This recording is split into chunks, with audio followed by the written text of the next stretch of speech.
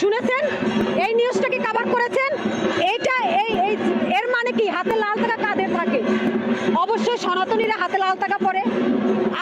আপনাদের মুখ দিয়ে স্লোগান এসেছে, মানে আপনি বলতে মিডিয়া না, মানে যারা স্লোগান দিয়েছেন সুন্দরভাবে এই শাহবাগে মিছিল দিয়েছে, হাতে যাদের লাল টাকা তাড়াতাড়ি তাদের ভারত পাঠা। ভাই আমরা ভারত থেকে এসেছি,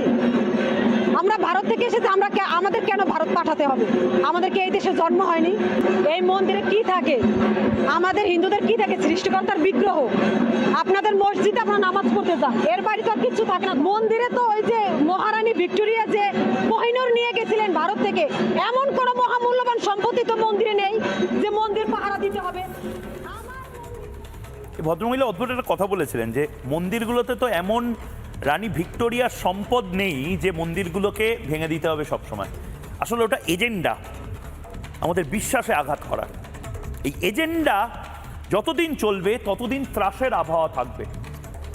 অনেকে হয়তো আনন্দ পাচ্ছেন, এতে বাংলাদেশের অনেকে আনন্দ পাচ্ছেন, বাংলাদেশ থেকে ইউনুসপন্থী যারা রয়েছেন তারাও আর জবাব চায় বাংলাতে যুক্ত হবেন আমার সাথে। অনেকে ভাবছেন হয়তো এটা ভালো করেছে ভারত সমস্ত হিন্দুদের নিয়ে নিক, তারপর আমরা আমাদের সিরিয়া বানিয়ে দেবো বাংলাদেশটাকে, এটা ভালো ভাবছে তারা।